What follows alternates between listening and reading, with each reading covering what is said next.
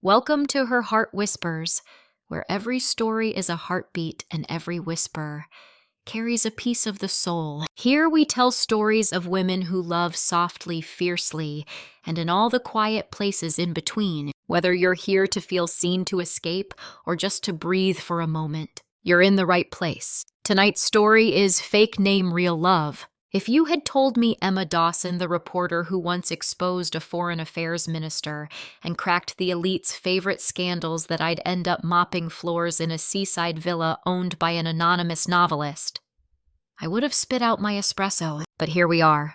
I'm scrubbing tile wearing a maid uniform, and my name is no longer Emma Dawson. I am Jenna Rose, the new housemaid of Ms. Hannah Lane, the woman no one's ever seen yet, whose novels under the pen name Violet Ash have seduced half of America. My editor sent me here to unmask the truth. Who is Violet Ash? Why has she never appeared publicly? What is she hiding? I came armed like a soldier. But the first thing I saw upon entering the cliffside home was a fluffy, long-haired cat asleep in a porcelain bowl. The house didn't scream fame. No cameras, no security, just books. Books everywhere, on the floor, up the stairs, under the kitchen table, and coffee, lots of it. "You must be Jenna," a voice called. Low, soft, slightly husky. When I turned, she stood there, hair loosely tied, eyes the color of tidewater. "Yes, Ms. Lane," I said, flashing a smile I'd practiced all night. "Call me Hannah," she replied, then turned away. That was it.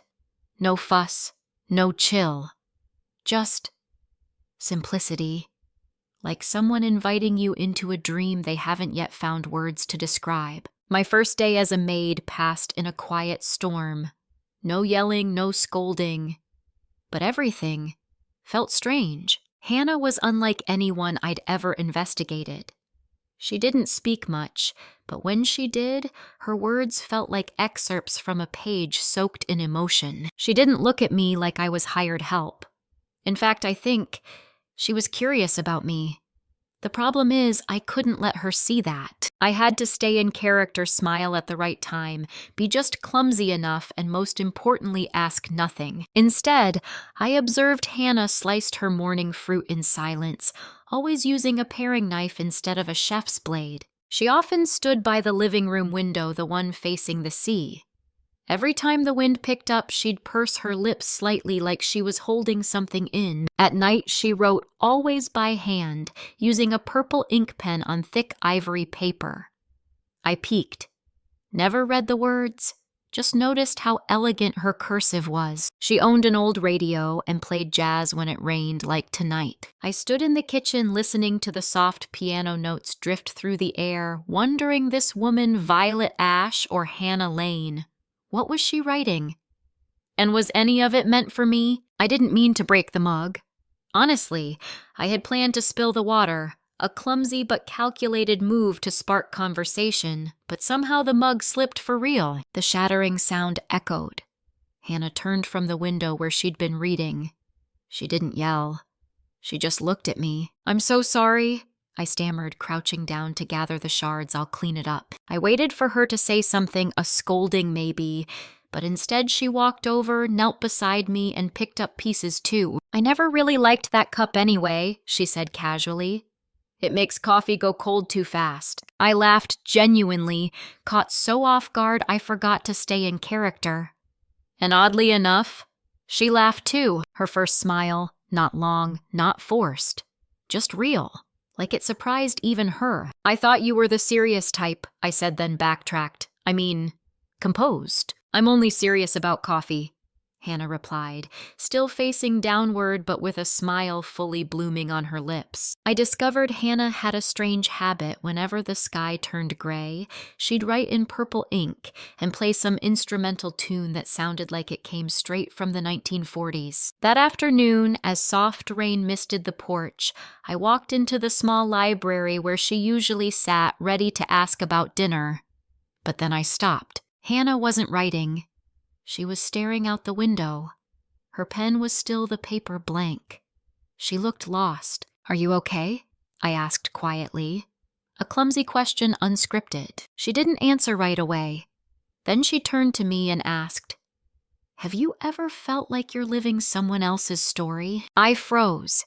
I didn't know why that question hit me so hard, as if she was writing me without realizing it. "I used to think I was the storyteller," Hannah continued. "But lately I'm not so sure. Maybe I'm just a side character." I wanted to say she wasn't. That this house, those blank pages, everything spun around her. But I didn't dare. Because the woman standing in front of her me wasn't really myself either. It wasn't raining that day, but the ocean wind was strong. I was folding napkins in the kitchen when Hannah appeared with 2 cups of tea. "I didn't know what kind you liked," she said, "so I made 2. Pick one." A small gesture, but it knocked my heart off balance. No one had ever done something like that for me, cared about something so small. I picked the cup on the left, my hand trembling slightly. Hannah sat down, saying nothing more, just watching me. "Why did you choose to be a housemaid?" she asked. Her voice wasn't accusatory, just curious. I coughed. Partly because of the hot tea, mostly because her question struck something I'd been burying. "I needed somewhere quiet," I said, avoiding her eyes. "And I like books." Hannah smiled. She didn't push further, but I knew she didn't quite believe me, not because she suspected, but because she was waiting for me to tell the truth. And the scariest part was I wanted to tell her. Because for the first time, I didn't feel like I was pretending. I felt seen. I didn't mean to fall asleep on the armchair, but Hannah had cleaned the kitchen, turned off the lights, and I, lulled by the warmth of tea, had drifted off without noticing. I woke up in soft, dim light, a thin blanket covering me, the scent of fresh paper mixed with mint lingering nearby. Hannah was in the corner, her back to me, writing. I didn't call out. I just lay there listening to her pen graze the paper like waves brushing the shore in quiet rhythm. It was the first time I saw her like that, unguarded, unscripted. Her hair slightly messy, her shoulders rising and falling with each sentence. She wasn't writing for readers. She was writing for herself. I shifted slightly and my bracelet fell to the floor. Hannah turned. "Are you okay?" she asked. I nodded, bending down to retrieve it, but not before she saw my real name engraved inside. Emma Dawson. Time froze. No one spoke. Her gaze held mine. Not angry, not suspicious, just too full of unspoken things. And I knew I didn't have much longer before I'd have to choose between truth and the role I'd been playing. I didn't know why Hannah didn't ask. She had seen my name. She surely understood what it meant. But the entire next morning she said nothing. No suspicious looks. No change in her tone. She still made me tea. Still left books by the chair I always sat in. Still gentle. The silence wasn't cold. It felt like an unopened letter resting between us. I started to feel afraid. Not of being exposed, but of the fact that maybe she already knew and chose not to confront it. That made me feel smaller. "Hannah." I called while she was watering plants on the porch. She looked up. "Yes." "Aren't you going to ask me anything I heard?" The tremble in my own voice. Hannah set down the watering can, wiped her hands on her shirt. She didn't walk closer, but her gaze softened. "I think everyone has a reason for using a fake name," she said. "I've lived half my life that way." I froze, but Hannah just turned back gently like a breeze passing by. "The question isn't your real name. It's how long until you let me know who you really are." That evening, Hannah invited me to dinner. Not in a formal, polite way, but something warmer, closer, like a wordless offer of comfort. She made a simple pasta dish, but each movement showed care without pretense. She told me about her first time cooking, how she burned an omelet and nearly set her old Boston apartment on fire. I laughed not because of the story, but because of her eyes as she told it, vivid, unguarded, alive. It was the Hannah I'd glimpsed in quiet writing afternoons. After dinner, we sat out on the porch. Hannah brought 2 mugs of hot cocoa, and this time she didn't ask me which one I wanted. She knew. The sea breeze was soft. In the golden haze of the porch light, I knew I couldn't keep the truth inside anymore. "Hannah," I said, setting my mug down. "I have to tell you this, not because I'm afraid you'll find out, but because you deserve to hear it from me." She didn't speak, just nodded. Not surprised. Maybe. She'd known for a long time. "My name is Emma Dawson. I'm a journalist. I came here to investigate Violet Ash's identity." The wind stopped. Hannah looked down. After a moment, she asked, "And have you written it yet?" I blinked. "Written what?" "Your article," she said, looking up, "about me." I shook my head, my throat tight. "No, I never wrote it. And now, I'm not sure I ever want to." Hannah studied me for a long moment. Then, to my surprise, she laughed, a soft laugh tinged with sadness, but free of bitterness. "That's lucky," she said, "because I have something to tell you too." I watched her waiting. Hannah placed a hand over her chest. "I'm Violet Ash, and I've never told anyone that. Not even my publisher." We sat there face to face in the hush of night, and truths no longer hidden, and in that moment I wasn't an intruder. I wasn't pretending I was just someone sitting across from someone else where truth didn't hurt anymore, but finally began to heal. No one left the next morning. No bags were packed. No goodbyes exchanged. Just two people facing each other across a breakfast table as if truth had never been a wall between them. Hannah made pancakes. I brewed the coffee. We didn't speak of the night before, but the air between us had changed. Lighter. Truer. After breakfast, she led me to the porch to a small table beneath the bougainvillea.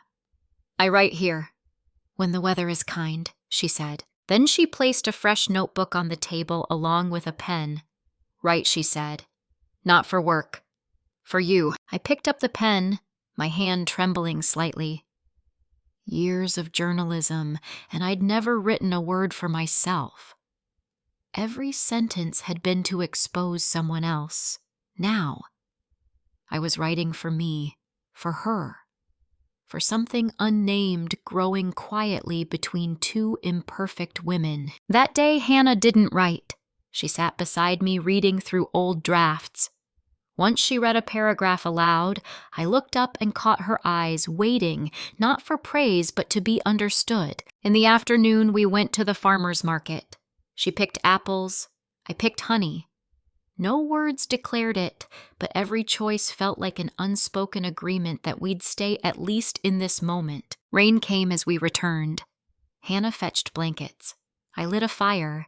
The little wooden house wrapped around us like it had known all along. And I thought, if tomorrow ever comes, I want to write about today. Not for print, but in purple ink on pages of my own voice. I never thought I had. A month later, I received an email from the editorial office. The chief editor asked if I had the piece ready, the exposé on Violet Ash's identity, the story that sent me here like a sharpened tool. I looked at the words on the screen and felt nothing but distance, as if someone had spoken the name of a person I used to be but no longer was. Hannah was clipping flowers in the garden. I walked out with my laptop ready to say something, but she turned first and asked first, "Are you planning to go back?" I shook my head. "I'm planning to reply. To tell them I don't want to write that article anymore, that I've found a different story." "What story?" I knelt beside her, my fingers brushing a bloom not yet open, this one mine, yours, the one that started in pretense, but ends in truth. Hannah didn't speak. Then she leaned in, kissed me soft and sure, like someone placing a period at the end of one chapter and quietly turning to the next. Then we went inside, cooked together, set the table. No longer needing to be anyone else, no more acting, no more false names. Just real people learning to live honestly one day at a time. Thank you for spending this moment with Her Heart Whispers. If this story stayed with you, let it echo. Please like, subscribe, and share this story to help more hearts find their way here. And remember, you are not alone. You are seen. Your story matters. Until next time, let the heart keep whispering.